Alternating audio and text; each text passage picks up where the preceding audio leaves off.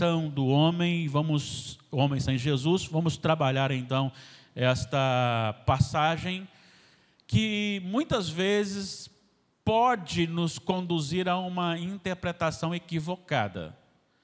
Porque quando você ouve, ou lê, ou ouve a leitura, ou alguém pregando, a ênfase da crítica vai toda para aqueles religiosos que estavam condenando aquela mulher, e pouco se fala do problema do pecado daquela mulher também.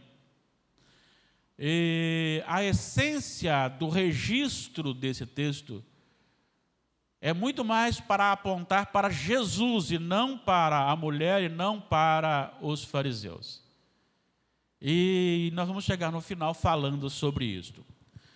Muitas ações que parecem ter um objetivo direto, na verdade, busca atender outros rumos, normalmente a busca de realizações pessoais, o egoísmo. Então, o nosso maior ídolo, ou o meu maior ídolo, sou eu mesmo. Às vezes criticamos aqueles que se curvam diante de uma estátua denominada de Maria, ou Aparecida, ou Penha, ou Antônio, ou Pedro, ou João. E às vezes nós criticamos aqueles seguidores de pastores, de conjuntos musicais, ou de denominações. Tudo isso é errado. Mas o maior problema meu sou eu mesmo. E começou lá com Adão e Eva. Qual foi a proposta de Satanás? Não foi aguçar para Eva que ela deveria fazer aquilo que lhe foi proibido, ou seja, você, então eu. Por que eu não posso comer? Eu posso comer, por que eu não posso isso? Aí porque isso lhe leva a isso, então você não tem isso também. O eu sempre aparecendo. E não é assim que nós agimos? Parei de ir na igreja porque não me trataram bem. Parei de conversar com o irmão, porque ele não me atendeu. Parei porque não me... Eu sou o centro, eu sou um ídolo, eu sou um Deus que precisa ser muito bem tratado, porque senão, corto relacionamentos. Ou a coisa sai do meu jeito, ou estou fora. E este egoísmo, ele conduz a ações capazes de ferir terceiros, sem que esse seja o objetivo. Satanás é o mestre desta doutrinação. Ele não pode com Deus, ele ataca os filhos de Deus. Lembra de Saulo, a caminho de Damasco? E isso me reporta há um tempo, o presbítero Olair Tavares, estou confundindo com Odair Tavares, né? Parente, Olair Tavares, parente da Selene aqui, lá de Manhumirim. E ele contando, quando ele era jovem, ele foi fazer o primeiro sermão dele, pregando no livro de Atos, e ele disse que Saulo caiu do cavalo. Quando terminou, o pai dele falou assim: quem te falou que Saulo caiu do cavalo? Ah, não, quem falou? Porque não tem o texto falando que Saulo caiu do cavalo. Saulo, quando confrontado por Jesus, ele foi confrontado porque ele havia pedido cartas para prender cristãos, matar cristãos. Ele estava perseguindo pessoas, a igreja, mas quando ele perguntou, caído em terra, disse: quem és tu, Senhor? A resposta foi: eu sou Jesus, a quem tu persegues. Porque por trás das ações humanas tem uma briga, uma batalha espiritual, em que as pessoas envolvidas, ou elas são vítimas por serem cristãs, ou são agentes por serem do diabo. Deixa eu falar uma coisa para vocês. Não pense no meio termo. Na vida espiritual não tem meio termo. Não tem o amigo do evangelho. Ou você é cristão, ou você não é cristão. Ou você está com Jesus, ou você está com o diabo. Não tem. Não, pastor, fala isso. Não, mas não tem jeito. Não existe meio termo. Não, eu estou com Jesus, só não. Não adianta. Olha o que diz, Jesus disse em João 14:15. Não, eu amo Jesus, mas você está vivendo no adultério. Não, mas eu amo Jesus. Mas você está vivendo no pecado. Não, mas eu amo Jesus. O que diz João 14:15? Jesus dizendo: se me amais, tem como amar a Jesus e não guardar os seus mandamentos? Se eu não guardo os mandamentos, automaticamente, segundo o próprio Jesus, eu não o amo. A grande briga hoje mundial, e você vê isso muito no mundo político, hoje eu estou aqui, amanhã já estou aqui, depois eu mudo para cá de novo, porque é o que me interessa. Você acha que a maioria, e infelizmente, das nossas autoridades se importa realmente com o povo? A maioria não se importa. Usa-se o povo para benefício próprio. Ah, por que você está falando isso? É porque é isso que aconteceu aqui. Se você olhar um pouquinho o contexto, olha só comigo, por favor. Capítulo 7, versículo 5. Estava acontecendo lá a festa dos tabernáculos. Como é que era essa festa mesmo? Quem se lembra aí? O povo colocava tendas e ficava por uma semana morando nessa tenda para lembrar o período em que eles ficaram no deserto. A festa dos tabernáculos. Os irmãos de Jesus chegam para ele e dizem: não vai lá não, não vai. Jesus, não é hora de subir, não é hora. Mas olha só o que diz o versículo 5, já começa um problema com Jesus dentro de casa. Versículo 5. Pois nem mesmo os seus irmãos criam nele. Jesus, então, sobe para a festa, mas ele sobe escondido. Por que ele sobe escondido? Porque ainda não era hora. E ele está ali de forma escondida. Quando chega no versículo do mesmo capítulo, versículo 30, depois 32, depois 44, depois 45, vamos lá no 30, 7:30. Então procuravam prendê-lo. Versículo 32.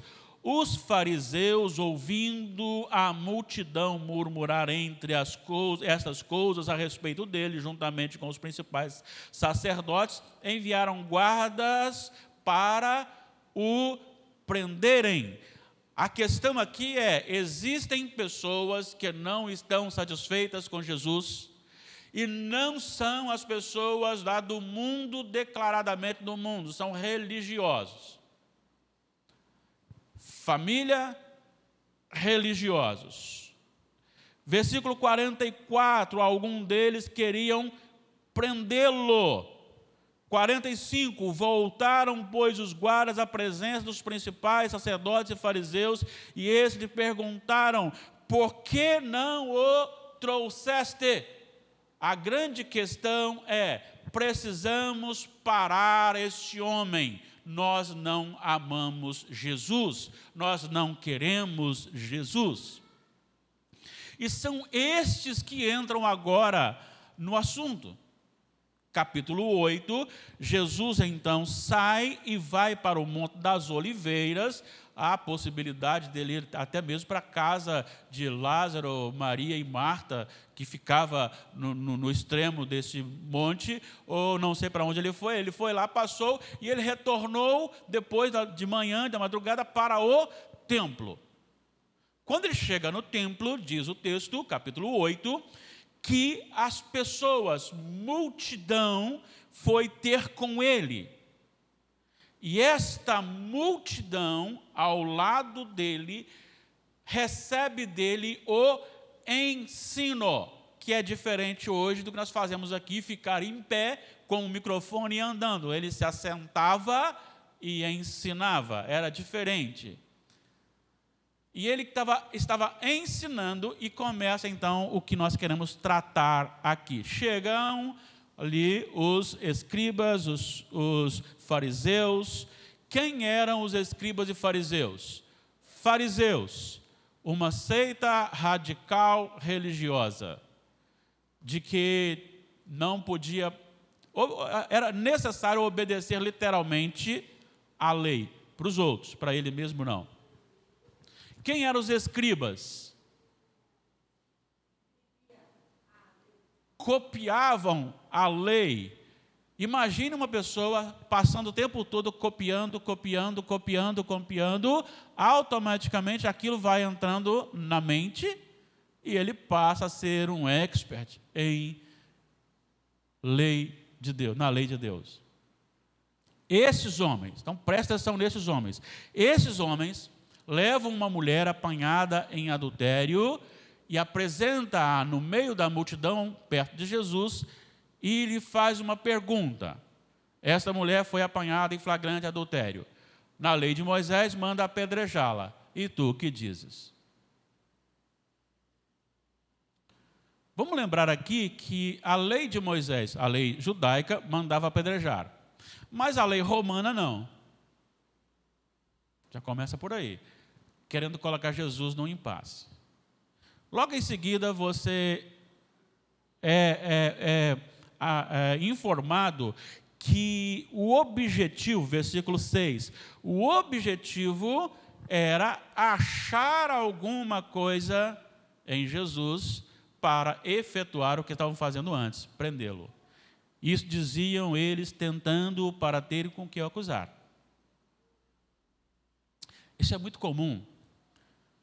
Tem uma coisa que me deixa assim, bem esclarecido sobre o coração do homem, é o seguinte: Dona Marina, calma, só está nervosa. Aí ela, não estou nervosa não. Não, só está nervosa sim. Não estou nervosa. Dona Marina, está na cara que você está nervosa. Eu não estou nervosa. Dona Marina, está claro, eu não estou nervosa. Aí não falei que você está nervosa? É mais ou menos isso. Vamos arrumar, vamos provocando para que ele venha fazer alguma coisa, e fazendo alguma coisa nós podemos então acusá-lo. Olha só o coração do homem de forma geral. Jesus olha, não responde, eles insistem, ele está escrevendo no chão, levanta, olha e diz, olha, quem não tem pecado, tire pedra, seja o primeiro a tirar pedra, volta a escrever, eles vão embora, um por um. É uma qualidade, porque hoje nem isso tem mais. Hoje a pessoa vai para a igreja, levanta a mão, adora o Senhor, na vida podre do pecado, nem mais sensibilidade tem, infelizmente. Mas eles foram embora, Jesus olha, cadê os seus acusadores? Não estão aqui, já foram embora, nem eu te condeno, vai, não peques mais. Esse é o resumo. Agora, veja bem algumas coisas que eu quero trabalhar aqui. Primeiro, a mulher pecadora. Por que eu quero tratar isso? Porque eu estou tratando do coração do homem pecaminoso. Vamos aqui, não podemos negar o quão cruel é uma traição. Fala a verdade. Isso tem a ver com a quebra da aliança matrimonial que faz mal àquela pessoa, o cônjuge, que é a parte fiel, faz mal se tiver filho, aos filhos, faz mal aos familiares de um e de outro, faz mal aos amigos. Então a traição, ela faz muito mal. Ela faz muito mal a muitas pessoas, tira o vigor da alma, ela põe até sentimento depressivo quando isso acontece. Mas também há uma outra ação a respeito do adultério, que é não só o traído, mas o próprio traidor está preso no seu próprio laço. Mas há mais ainda. Há não só a desonra para o cônjuge, não só a desonra para os familiares, mas a desobediência aos mandamentos do Senhor. Um mandamento que todo mundo não erra de jeito nenhum é o 7º mandamento. Deveríamos conhecer os 10, mas tem um que a gente sabe perfeitamente, é o 7º mandamento: não matarás. É esse, irmão? 7º mandamento é não matarás? Irmãos, qual é o 7º mandamento? Não adulterarás. Está vendo só? Vamos. Vocês sabem, vocês não quiseram falar, né? Porque a noite foi tão gostosinha, deu vontade de dormir um pouquinho, não é verdade? Não adulterarás. Só que essa questão, você quebra um dos mandamentos, você quebra todos os outros mandamentos. Por quê?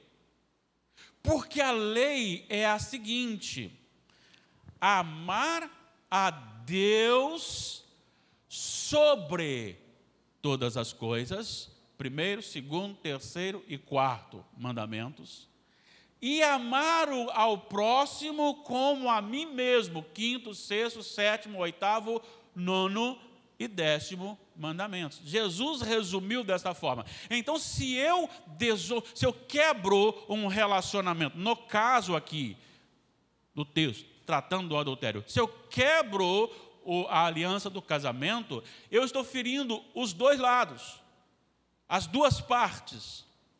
O meu próximo. Por que eu estou ferindo? Porque eu estou amando mais o meu desejo do que a honra do meu cônjuge, dos seus familiares, dos meus familiares, dos nossos amigos. Quando esta mulher é apanhada em adultério, ela não foi forçada, a Bíblia não diz que foi um estupro, ela foi apanhada em flagrante adultério, ela decidiu ir para lá. Com isso, no caso, a mulher, ela desonrou o esposo, não fala se tinham filhos, desonrou os pais se eles estivessem vivos, desonrou o sogro e a sogra, desonrou possivelmente cunhados, desonrou e feriu a lei de Deus nos dois aspectos. E vou dizer uma coisa para vocês, gente. Não pense que você está blindado, que nunca acontecerá, a tentação virá, se você não vigiar, se eu não vigiar, se nós não vigiarmos. Isso pode acontecer com qualquer um, precisamos estar em alerta. Nesse texto, a mulher decidiu ceder à sua própria vontade. Ela fez uma escolha, ela traiu o seu marido. Este foi o seu erro, apresentando aqui a sua vontade acima da vontade de Deus e acima da alegria, da família, da honra do seu próprio esposo. Isso é ruim? Claro que é. É muito ruim. Mas eu queria só falar uma coisinha com você aqui. Talvez você fale assim: não, eu nunca traí o meu cônjuge. Só que a Bíblia chama de adultério também quando você flerta com o pecado. espiritualmente você está adulterando. Porque a igreja é o quê do Senhor? A noiva. Ela é a noiva. Há um casamento sendo consumado. Quando eu flerto com o pecado, eu estou dando ouvido àquele, no caso noiva, aquele que quer entrar para desonrar. Eu tenho que zelar por isso. E esse desejo dessa mulher, talvez já tenha passado também pelo seu coração. Não, para um pouquinho. Será que nenhum do sexo contrário ao seu passou perto de você em determinado momento, determinada crise conjugal, quem sabe? E mesmo que você não levou à frente, mas não veio aquele pensamento? O que Jesus disse sobre essa questão do adultério? Ele disse que para o crente adulterar, basta olhar com olhar impuro. Já adulterou. Não consumou. E graças a Deus, porque você olhou, até adulterou, mas você foi ali pedindo a Deus e não caiu. Mas já adulterou. Você já mudou, ou foi traído pelo seu próprio coração, quando tentou, no pensamento, colocar alguém no lugar do seu cônjuge. Essa mulher também errou. Essa mulher também precisava ser tratada. Há umas consequências do pecado terríveis. Há vergonha. Essa mulher, pensa comigo, o texto não diz assim, ela traiu, alguém viu, comentou, aí chamou, conversou, e foi. Não, ela foi apanhada em flagrante adultério. Ela estava adulterando, ela estava no ato, e eles foram lá e pegaram ela. Eles viram a sua nudez, eles viram a sua vergonha e a pegaram. Não só viram a sua nudez e a sua vergonha, mas a levaram, talvez agora sim, coberta, envolta em alguma coisa, a levaram e não só colocaram perante Jesus, colocou-a no meio da multidão e disse, esta mulher foi apanhada agora em flagrante adultério. Olha a vergonha, olha a dor, imagino eu, no coração dessa mulher e como ela deve ter se arrependido de ter feito isso, pelo menos de forma a ser apanhada. Será que o marido dela arrumou uns detetives? Não sei. Sei que pegaram. E pegaram no ato.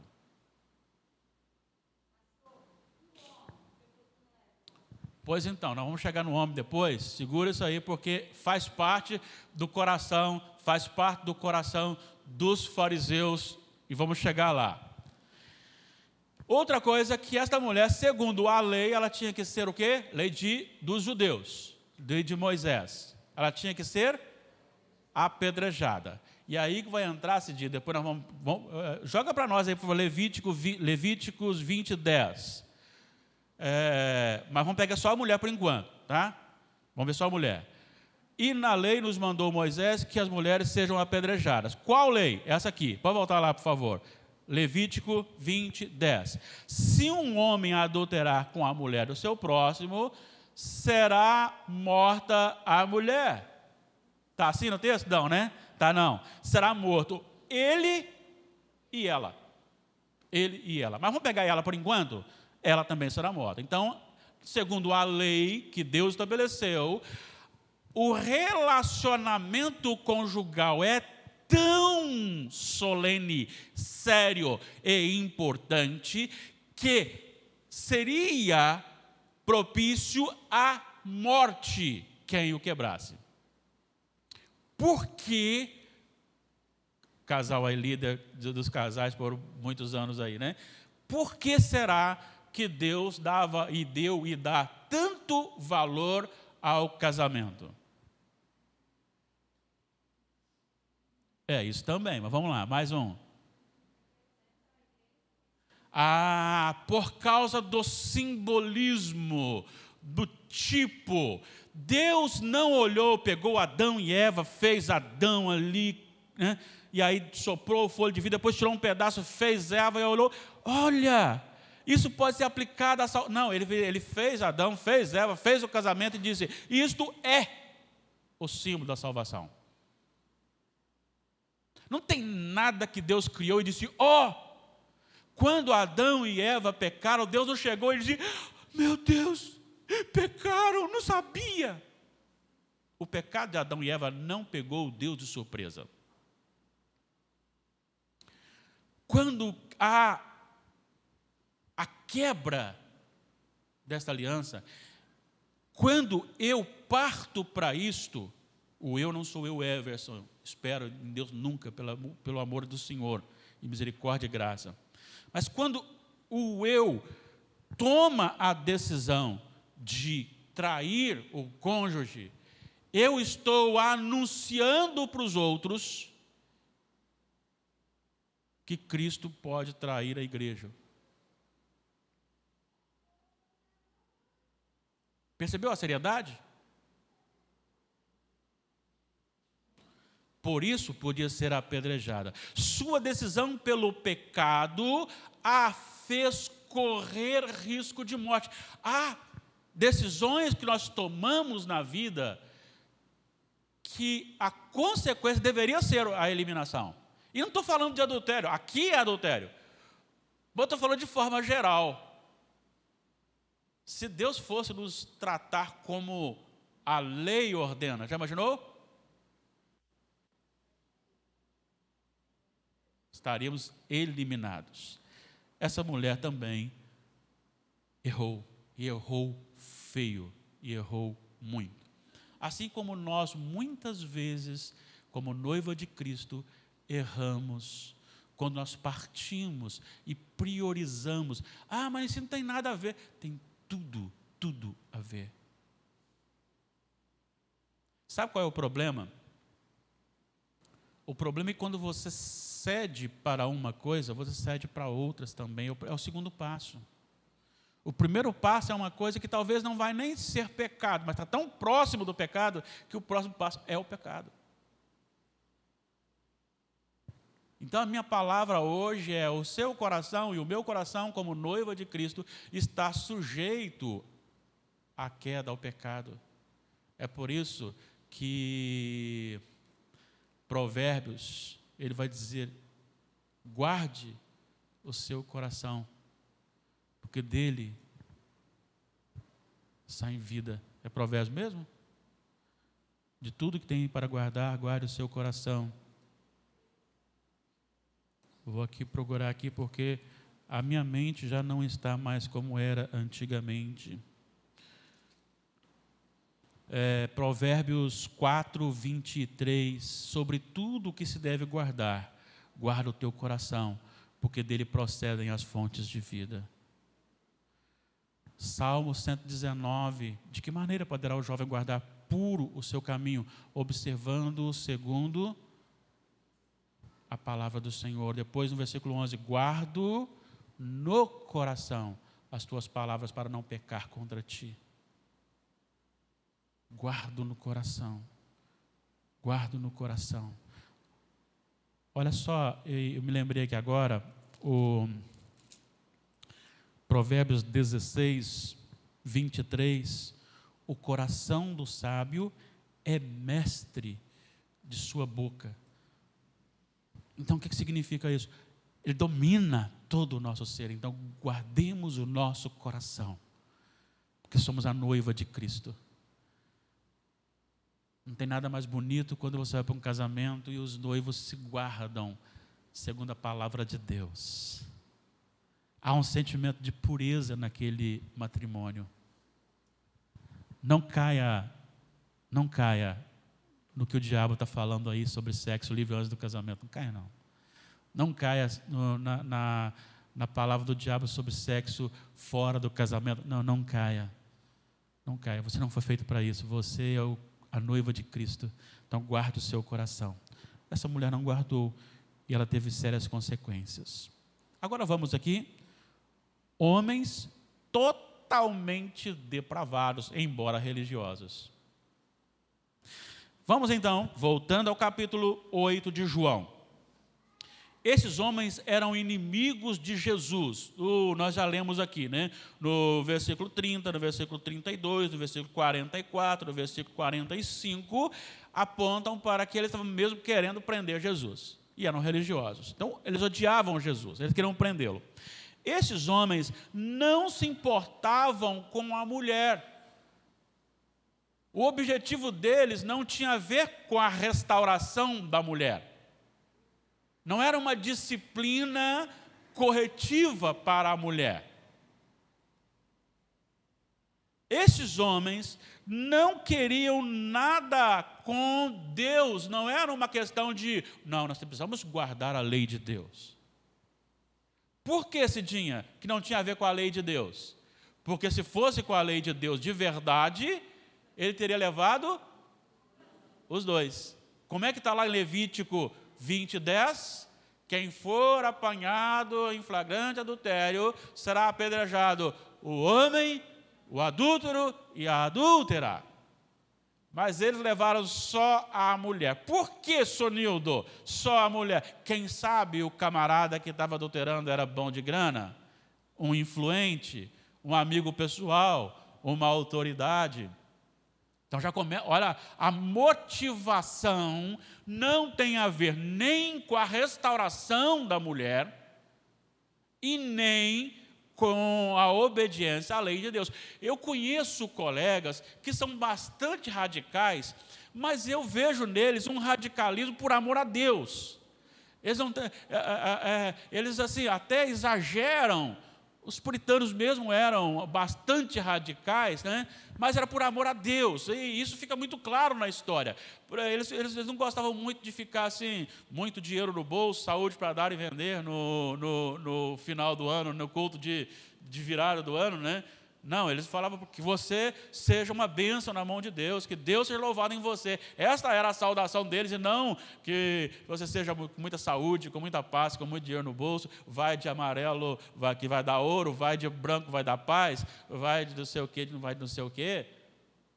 Não, mas esse radicalismo, às vezes eles deixavam de falar coisas, até coisas sem significado, não tinha problema, mas com medo de ferir a Deus. Eles tinham um temor muito grande por Deus. Isso é uma coisa. E às vezes pode levar até ao erro, mas não é porque quer punir alguém, mas é por temor a Deus. Nesse caso não era temor a Deus. Porque se fosse temor a Deus, realmente levava a adúltera e o adúltero. Se fosse uma questão de restauração, eles levariam e não falariam para Jesus. A lei manda fazer isso. O que fazes? Ou seja, aguardando uma decisão, mas eles estariam talvez clamando por esta mulher junto a quem tem a autoridade, dizendo, olha, essa mulher foi apanhada adultério. O que nós podemos fazer para ajudá-la? Mas o versículo 6 registra qual é a motivação. Versículo 6, vamos lá para o versículo 6, o que diz? Isto diziam eles, tentando-o para terem de que o acusar. Então o coração deles era, como é que nós vamos pegar Jesus? Armando uma. Essa mulher estava no caminho, ela é a vítima, ela é a circunstância, ela é o que temos agora para usar contra. Não interessa, para mim se ela for ou não apedrejada, não tem problema nenhum. O que eu quero é acusar Jesus. E aí, Sproul falando sobre esse texto, ele diz que eles queriam colocar Jesus, de qualquer forma, a gente pode pegá-lo, porque se ele falar contra a lei, os judeus podem matá-lo. Se ele mandar matar, nós acusamos ele na lei romana, que não mandava matar. Ou seja, de qualquer forma, nós vamos acusá-lo. Então, o objetivo aí não tem a ver com pessoas, tem a ver com o espiritual. Você já percebeu que tantas vezes, em tantos momentos, as críticas, elas não têm muito a ver com um objetivo de bondade? mas ela tem muito mais a ver com um desejo pessoal. Homens depravados não têm limites nas suas maldades. Uma outra coisa, você acha que se eles quisessem ajudar aquela mulher, eles teriam levado ela para frente da multidão?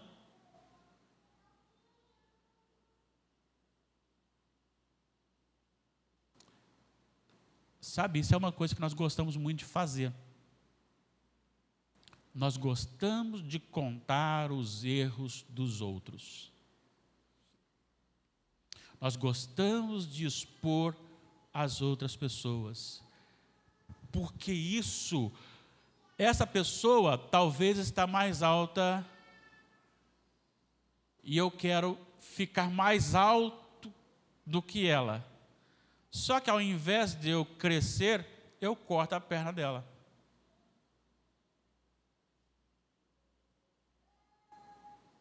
Só que, como disse, aqui não era esse o objetivo. Eles usaram aquela mulher porque ela estava ali, opa, é a oportunidade que nós temos. O objetivo deles era pegar Jesus numa falha, para acusarem Jesus. Olha o coração maldoso. Então, só repetindo, não tinha a ver com a restauração da mulher, primeiro, porque se tivesse, eles teriam levado, talvez, no momento sozinho com Jesus e não com uma turma. Segundo, eles seriam levados, talvez, falando, olha, essa mulher foi apanhada, mas o que nós podemos fazer para ajudá-la? Terceiro, não tinha nada a ver com eles, era com Deus, quebrou a lei de Deus, porque o negócio deles era apenas Jesus, porque senão teriam levado o homem também, não levou o homem também. Então, você vê o coração maldoso, depravado do ser humano e religiosos que usam a lei de Deus para fazer valer o que eu quero, o eu. Sempre o eu. Você pode comer de todas as árvores? Olha a estratégia.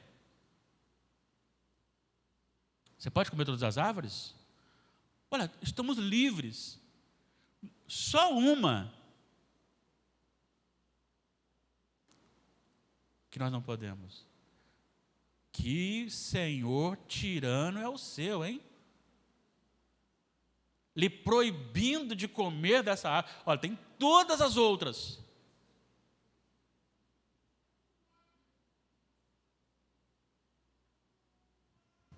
Ele está te oprimindo. O seu eu precisa ser libertado. E aí daí para cá, tudo é eu continuo sendo meu maior ídolo. Esses homens queriam justamente realizar uma vontade pessoal. Contra Jesus, usou a mulher. A mulher foi só um instrumento. Não tinha nada a ver com ela. Morrer ou não morrer, o importante era pegar Jesus. Por isso, Cidinha, levaram só ela, não levaram o homem. Deveriam ter levado os dois. O pecado faz isso, usa os menos favorecidos para destruir os impedimentos à frente. Gente, o que tem de gente usando os mais pobres para se autopromover? Por que a educação no Brasil ela não tem a ver com educação, é só com papel? Porque não querem pensantes. Por que algumas igrejas não incentivam o questionamento, a leitura da Bíblia, o questionamento? Porque tem a ver com imposição. O que o pastor falou, está falado. Quantos aqui ouviram esta frase? Ou melhor, quantos aqui nunca ouviram esta frase? Não toqueis no ungido do Senhor. Acho que todo mundo já ouviu essa frase. O que é esta frase dita neste contexto que eu falei? Eu falo, você se cala e acabou. Eu tenho uma revelação direta de Deus aqui, sou superior a vocês e não toca em mim. Se tocar em mim, toca em mim não. Não toca em mim. Eu sou o ministro do Senhor. Eu passo 3 horas em oração de madrugada, porque oração de madrugada Deus ouve mais, porque tem menos pessoas. Eu jejuo das 8 da manhã até meio-dia. Eu jejuo das 23 às 6 da manhã. E vou falar para vocês, jejuo mesmo, porque dificilmente, eu não sou aquele de assaltar a geladeira à noite, então eu jejuo mesmo. Com exceção da água, que às vezes eu bebo, mas muito pouco também. Então eu sou um jejuante, opa, palavra boa, um jejuante contínuo das 23 até as 6 da manhã, normalmente.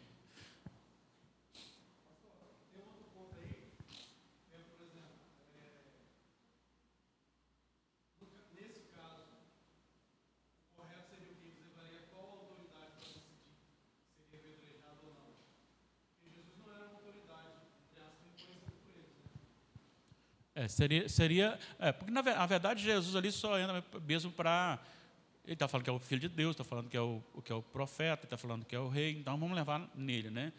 Mas tem a autoridade do sumo sacerdote, né? No caso, eles deveriam ter pego essa mulher e ter levado ao sumo sacerdote para o trabalho.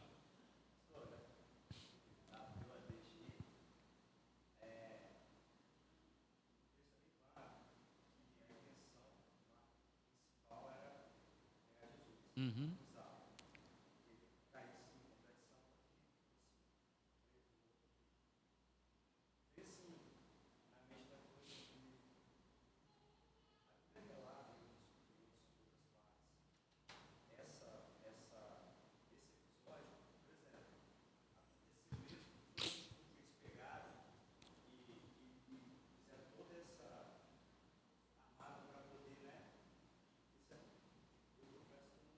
Tá. Vou repetir então a pergunta do...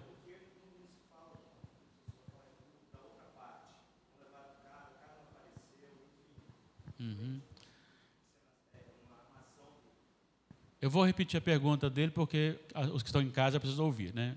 O Eduardo falou a respeito a quem ele deveria levar, se era Jesus ou o sumo sacerdote. Pela lei, ao sumo sacerdote mesmo, né?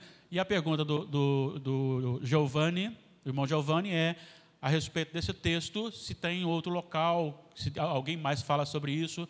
Então, há uma briga sobre crítica textual, porque esse texto não está em alguns originais, né? Então, algumas pessoas pensam até que ele deveria estar no outro evangelho, não aqui, não está em João. Mas existe no final aqui, João dá essa resposta para a gente, de que muitas coisas foram escritas, não foram escritas, né?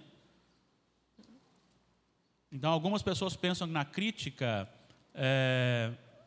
O último versículo de João fala assim: há, porém, ainda muitas outras coisas que Jesus fez.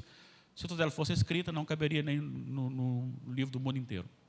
Mas há uma crítica de que esse texto ele poderia estar num outro evangelho e não está aqui em João.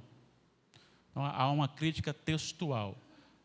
Algumas pessoas pensam que não aconteceu, foi só um acréscimo para relatar os princípios de Jesus. Eu, particularmente, acho que sim, aconteceu, porque está aqui, e Sproul fala que deveria estar num outro evangelho, talvez, né? Mas não está em alguns originais achados.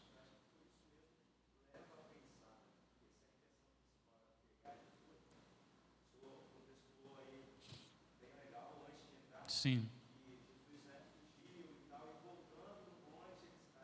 Uhum. Sim.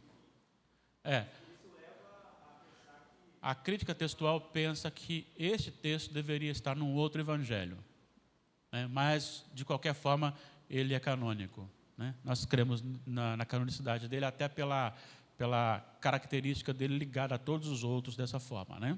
Mas tem muitas das coisas que Jesus fez que não estão escritas. Jesus fez muito mais do que está escrito, né? João disse.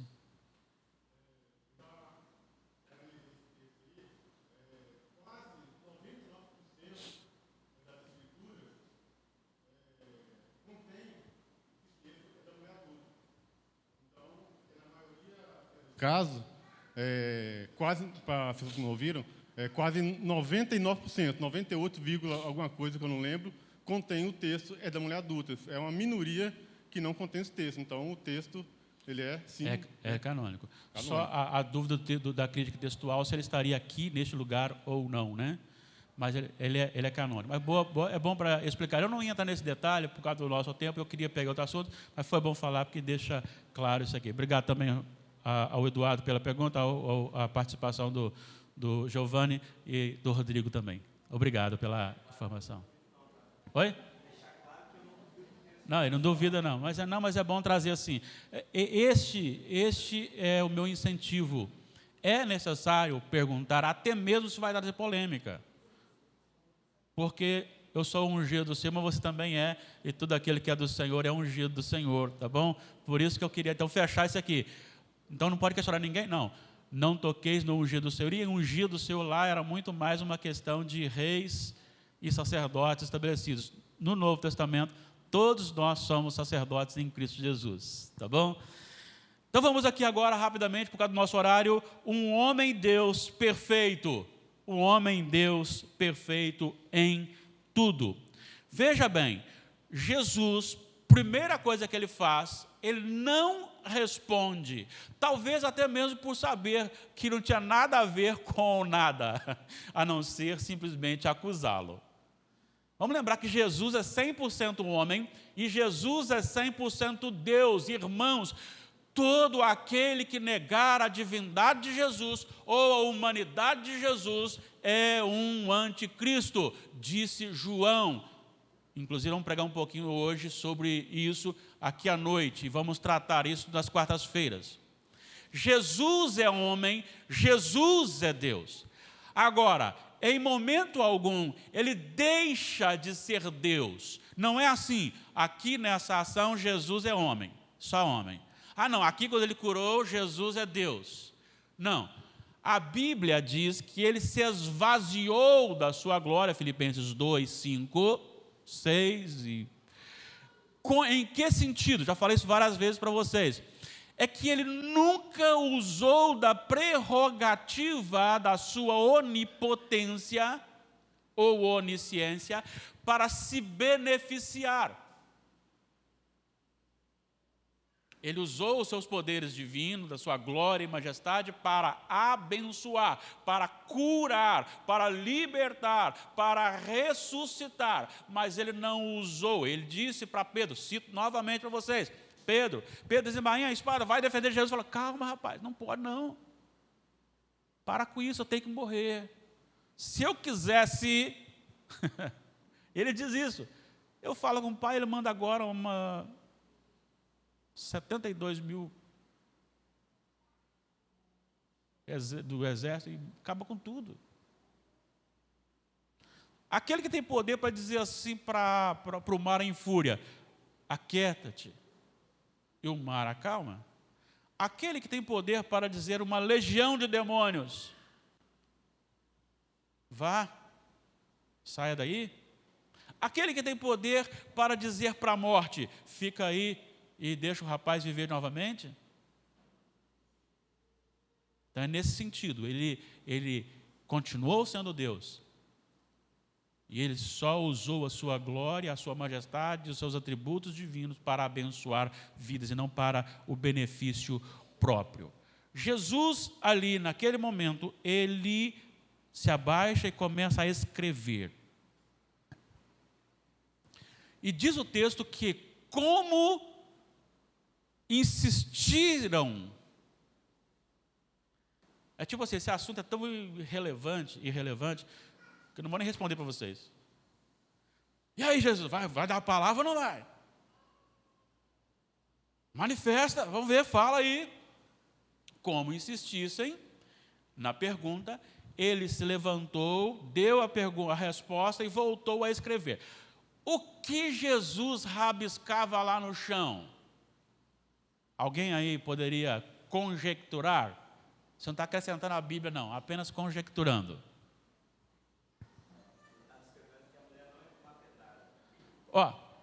Não vai ser apedrejada. Outro? O que você acha? Já imaginou se ele escrevesse lá assim? Vamos pensar que o nome de um dos escribas dos fariseus fosse Everson. Everson usura. Eduardo, mentira. Imaginou? Se começasse a escrever o nome da pessoa e algum pecado que ele cometesse, eu estou apenas conjecturando aqui para você trabalhar sua mente aí. Se ele só riscou, não interessa, né? Mas eu quero dizer o seguinte, já imaginou você começa a escrever os pecados daqueles homens e eles olhando ali, peraí. E aí ele lança a palavra maravilhosa, quem não tem pecado, seja o primeiro a atirar pedra.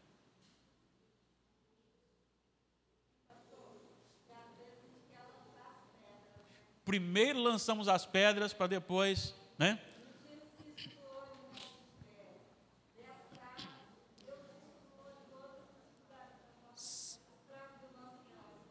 Vocês já viram aquela fala assim? Quando o fulano fala, ele é grosseiro. Quando eu falo, eu sou verdadeiro, eu falo a verdade, eu não sou fingido, não sou hipócrita. É sempre assim, o que o outro faz é errado, mas o que eu faço tem uma justificativa, né? Vamos aqui então, o que estava escrevendo? Não sei o que, a Bíblia não fala o que, não tem problema, porque se tivesse problema ele teria colocado, olha, Jesus escreveu isso. Não, então não tem problema. Mas vamos aqui, cada um, e aí vem uma qualidade, no meio a pecaminosidade, que hoje nós estamos pior do que esses homens. Porque hoje nós não temos mais sensibilidade do nosso pecado. Olha, tem me preocupado gigantescamente a maneira como o povo chamado povo de Deus, principalmente no Brasil, tem agido. O cara que é empresário, ele só nega imposto. O cara que é empregado lá na roça, falava morcegar, não sei que isso vocês entendem. Morcegava, ou seja, ele enrolava, não trabalhava, o patrão explorava, o empregado não queria trabalhar. As pessoas estão vivendo no pecado como se isso fosse normal, e vem para a igreja e fala, estou muito bem com Jesus. Aqui não, pelo menos aqui, quando ele falou assim, quem não tem pecado, peraí, tocou, não posso fazer isso.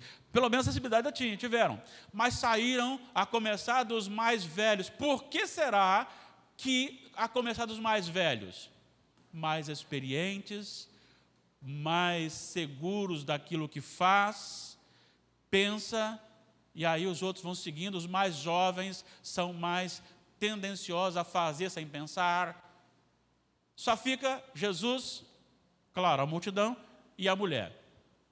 Jesus olha, cadê os caras? Foram embora. E ele pergunta, onde estão? Ninguém ficou. E ele tem uma palavra para aquela mulher e diz, nem eu tampouco te condeno. Nem eu tampouco te condeno. Será que Jesus estava dizendo, então, que o religioso não pode lutar pela disciplina, pela correção e pela santidade?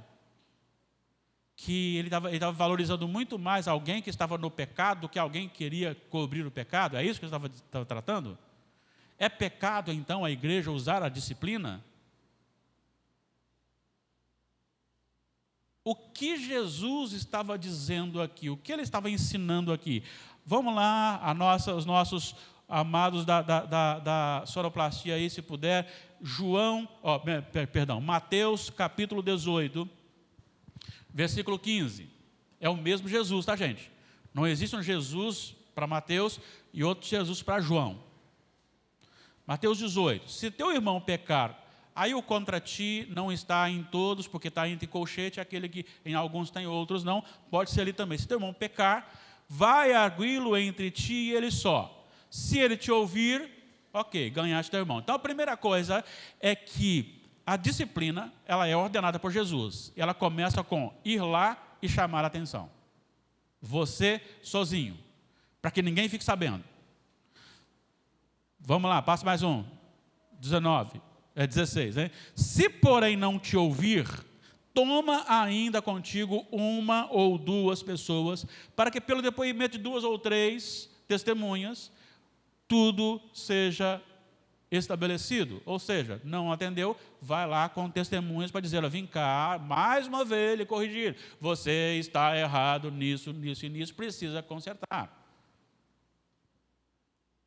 Se ele não os atender, dize-o à igreja.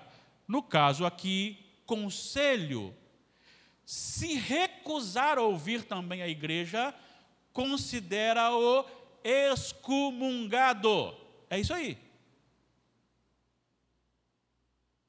Ou seja, sem a comunhão. Ele não faz parte do povo. Gentio e publicano era um sinônimo de pessoas longe de Deus, fora de Deus. Como é que eu vou provar isso? Gente, meu horário já acabou, gente. Que bom. Vocês estão quase indo para casa para almoçar. Efésios.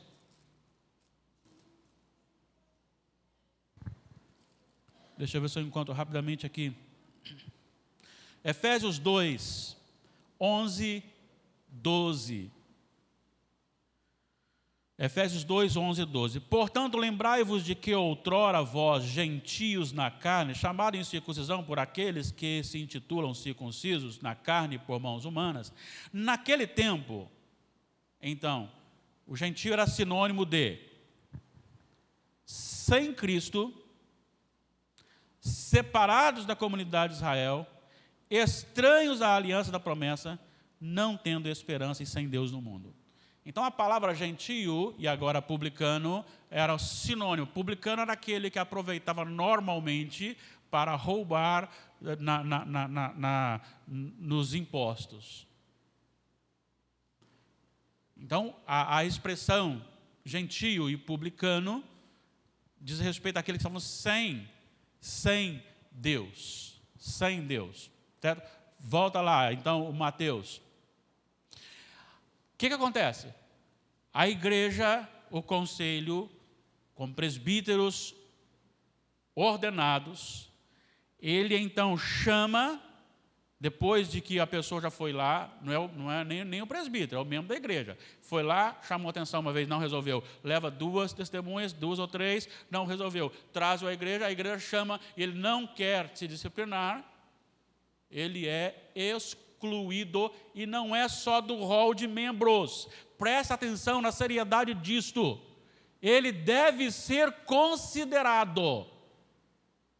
Se ele, uma coisa é ele, eu estou em pecado, eu preciso ser tratado, me ajudem. É uma coisa. Outra coisa é o que a gente ouve muito. Quem são vocês? Cadê o amor?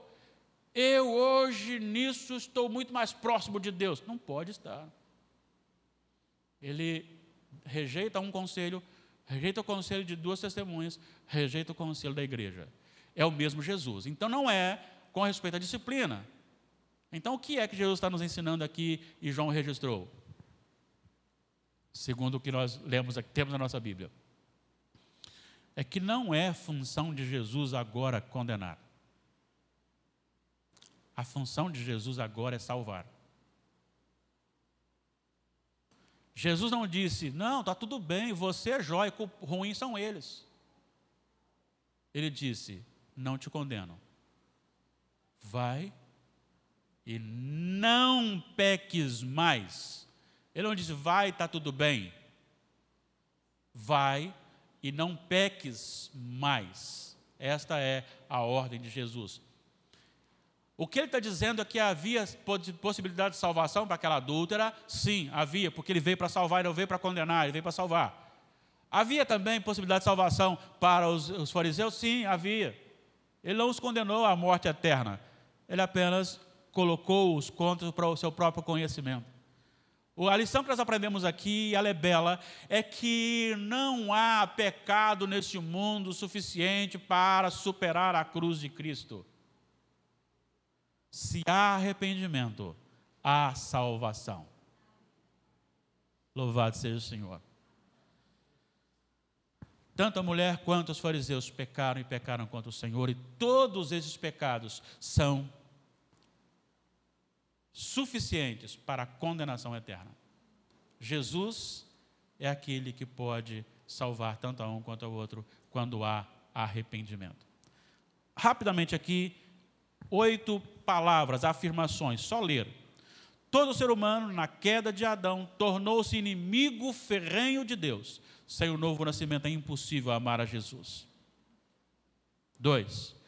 Todos os atos, inclusive religiosos, das pessoas sem Jesus, às vezes até inconscientemente, buscam apagar a Jesus e promover o homem. Perceberam bem como é que eu canto bem? Perceberam bem como é que eu prego bem?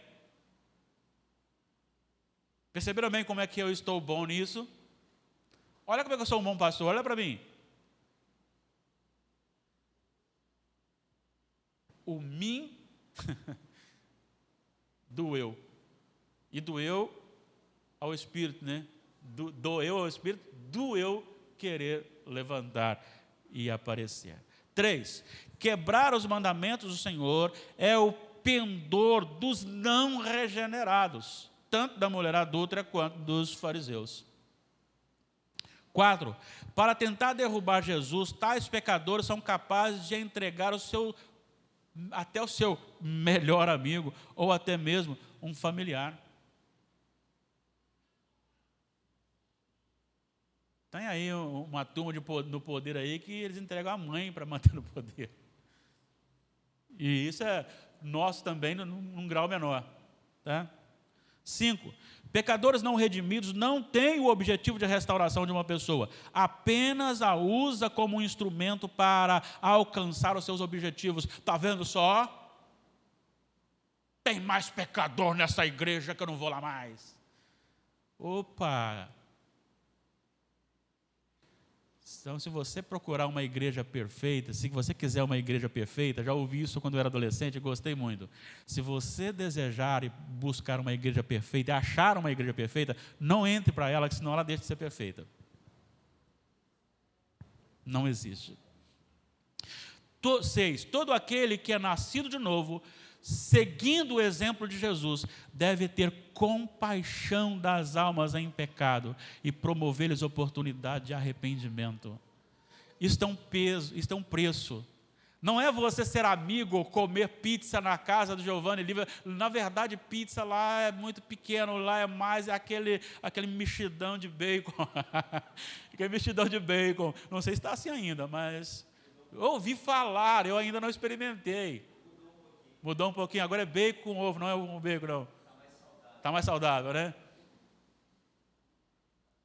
Ser amigo não é você bater no ombro e dizer, está tudo bem. Não, não está tudo bem, você está no pecado, não está tudo bem. Hudson, o que você anda fazendo, meu irmão, não está certo. Isso vai ser agradável? Você vai perder, não vai, né, Cidinha? O Hudson fica com raiva de mim porque eu falei isso. O Hudson não fica com raiva de ninguém, não, porque eu já conheço o Hudson há muito tempo, não fica com raiva de ninguém, não, né? Mas, lembra de Acabe? Não, esse profeta fica todo dia vindo cá falando contra mim. Não gosto dele, não. Põe ele lá, prende, diminui o pão, diminui a água. Prefiro aquele que traz um canzil faz lá uma armadilha de ferro e diz, olha, como esse ferro será o teu reinado. Prefiro esse, mesmo que seja mentira, mas eu prefiro esse.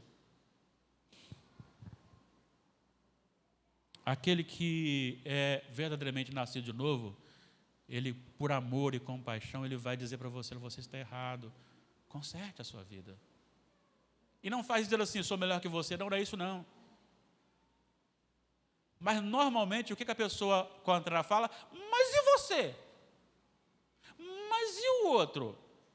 Não, o outro a gente trata depois, eu a gente trata logo em seguida. Agora falamos sobre você, então vamos tratar você, depois você trata a gente. Vamos fazer o seguinte então, você me dá 10 minutos para responder a minha pergunta, aí depois, 10 minutos, você me acusa para eu também melhorar, tá bom? Mas sempre a resposta é, mas e o fulano? Aquele que é nascido de novo, ele olha com compaixão e ele fala a verdade com amor para a restauração. 7. O motivo desse amor, ou deve ser sempre, este amor, isso aqui é muito importante que você entenda. O que me leva a chegar perto de você e falar com você assim, Mude de vida, porque eu quero você na presença de Deus, eu quero você na nova terra, no novo céu, eu quero vocês três lá no nova terra. O que me leva, mesmo que vocês tenham feito alguma coisa contra mim? É quando eu olho por aquilo que Deus fez por mim. Por mais que me ofendam, nunca será próximo a minha ofensa para com Deus. O amor de Deus para comigo deve motivar-me a amar o meu próximo e ajudá-lo. O amor de Deus sobre todas as coisas. A provisão, o cuidado. E aí eu amo a Deus sobre e amo a você como a mim mesmo. Então sou motivado a buscá-lo, a carregá-lo, a estar com você. Fechando. No entanto, não devemos deixar ir o pecador sem ser admoestado.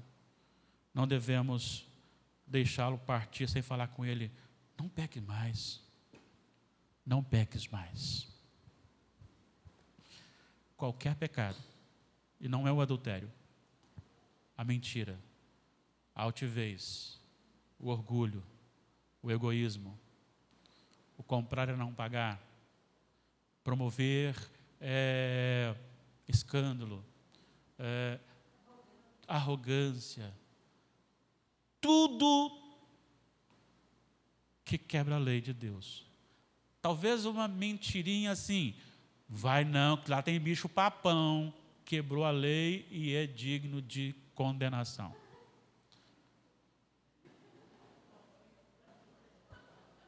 A não ser que tenha mesmo o bicho papão. Se tiver mesmo o bicho papão, essa gargalhada acabou condenando.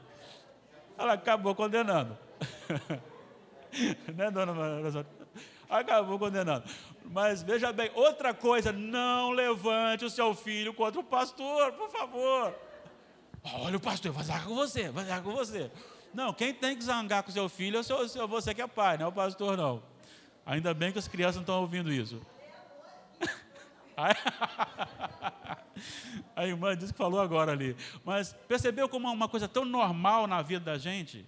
Mas eu estou dizendo para você o seguinte, que isto é suficiente para nos condenar.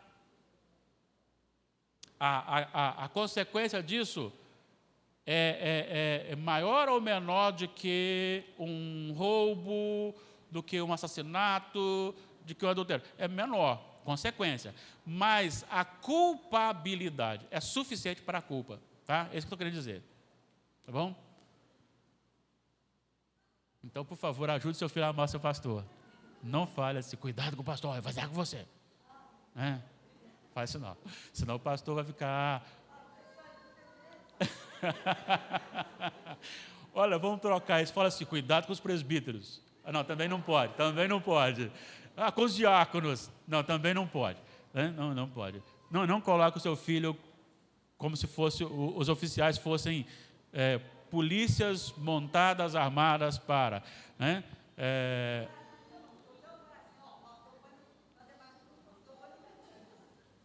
fala assim, o pastor está pregando, não atrapalha o pastor pregar. Tá bom? Mas, irmãos, o que eu estou querendo dizer para vocês é o seguinte, a gente fala isso, não é só vocês não, a gente fala isso com naturalidade. E há momentos que você fala mentira, porque às vezes a mentira vai ter um estrago menor diante de circunstâncias, mas é mentira, e continua sendo.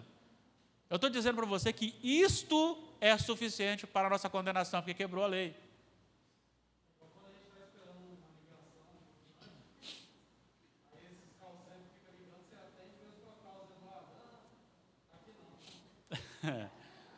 Eu prefiro quando eu recebo e não quero, eu quero, mas eu não quero. Olha, peço desculpa, eu vou desligar. Não, olha, eu vou ser grosseiro, vou desligar. Tchau. Desliguei.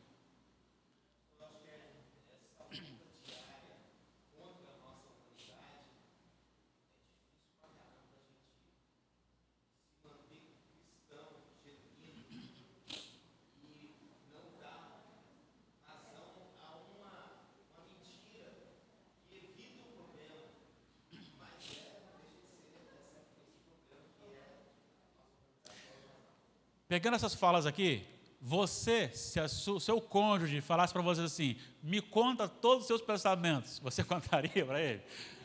Acho que não, né? É melhor falar, não vou contar não, porque você vai ficar com raiva de mim, então não vou contar não. É melhor do que contar. Mas estou dizendo para vocês, não é que eu estou condenando, vocês estão para o inferno, que estou falando, não é isso não. Eu estou dizendo que esse ato simples é suficiente para nos condenar diante da lei. É por isso que precisamos de Jesus Cristo, né? Vamos amar as pessoas, vamos orar pelas pessoas, vamos, sim, falar a verdade também para as pessoas, com amor, mas vamos falar a verdade. Tá bom? Essa questão de ficar falando